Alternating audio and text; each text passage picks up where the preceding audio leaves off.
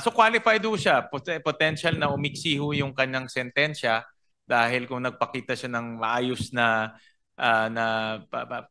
maayos na pag-uugali, pwede hong umiksi.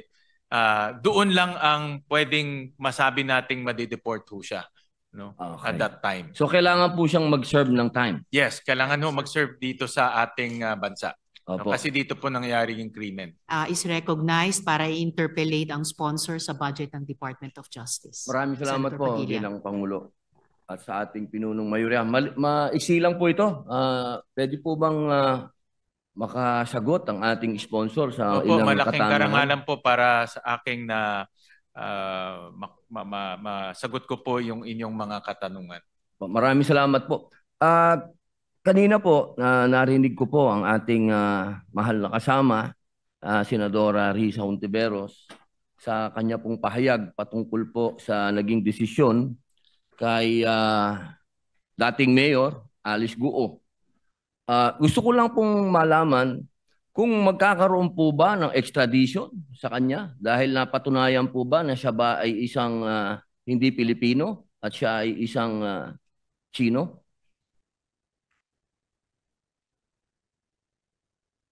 Pakagandang tanong ho yan. In fact, marami nagtatanong ho yan na mga kababayan ho natin dahil na-revoke na ho yung kanyang birth certificate o na-cancela, sorry, yung kanyang birth certificate.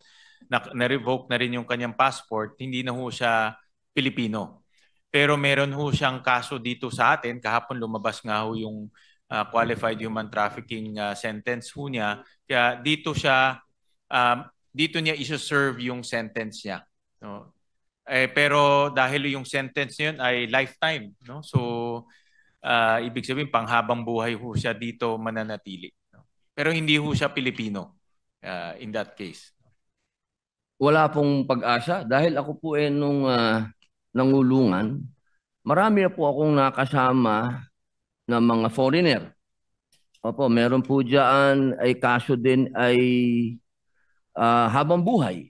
Opo, pero inaayos po nung embassy nila hanggang sa dumating ng mga panahon na padala din sa kanilang bansa. Yan po ba final na po yan na hindi talaga maipapadala? Well, qualified ho siya sa yung tinatawag nating GCTA, yung good conduct time allowance. No? So kung I'm sure alam niyo ho ito. Opo, no? I'm opo. sure pumasa kayo Produkto po ako niyan. I'm sure pumasa ho kayo ng GCTA. Mabait po ako mabait. Kasi nandito na kayo. So I'm sure produkto kayo ng GCTA. So baka nga nandito pa siya. yung mga parole officer ko Baka nandito pa. At least alam nila na good conduct ho talaga pinapakita niyo. So qualified ho siya. Potential na umiksi ho yung kanyang sentensya dahil kung nagpakita siya ng maayos na maayos na pag-uugali, pwede hong umiksi.